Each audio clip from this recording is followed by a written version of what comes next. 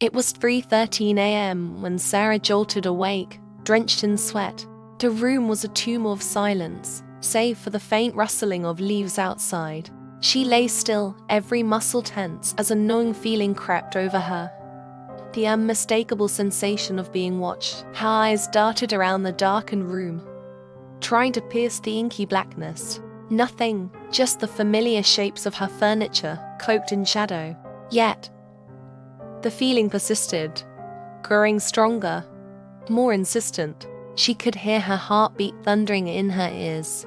A shiver ran down her spine as she slowly turned her head towards the window, her pulse quickening with every inch. The curtains were slightly parted, allowing a sliver of moonlight to seep through.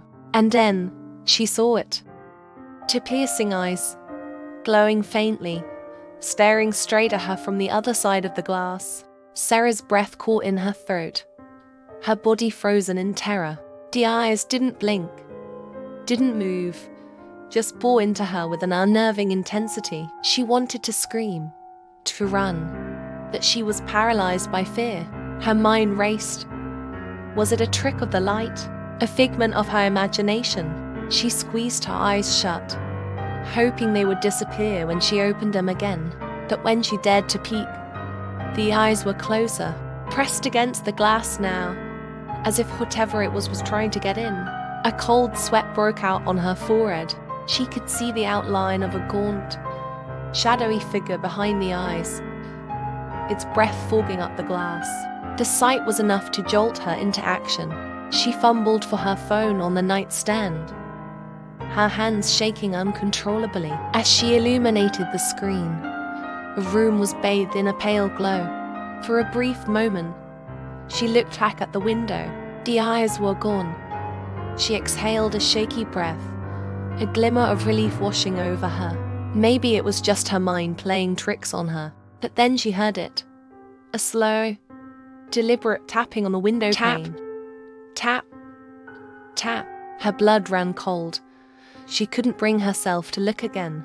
The tapping grew louder, more insistent. She clutched her phone, her only lifeline, and dialed 911 with trembling fingers. The operator's voice was a distant murmur as Sarah kept her eyes locked on the door, refusing to look back at the window. The tapping stopped abruptly, replaced by the sound of scratching, like nails on glass. "Please, hurry," she whispered into the phone, tears streaming down her face. Minutes felt like hours as she waited, every second stretched by the dread clawing at her. Finally, the distant wail of sirens reached her ears. Red and blue lights flashed outside, illuminating the room in a disorienting dance of colors. She dared a final glance at the window. The eyes were gone, replaced by her reflection, pale and wide-eyed with terror. The police arrived, bursting through the door. Sarah pointed to the window, her voice barely a whisper. They searched the area but found nothing. No footprints, no sign of an intruder. Just an empty yard bathed in moonlight.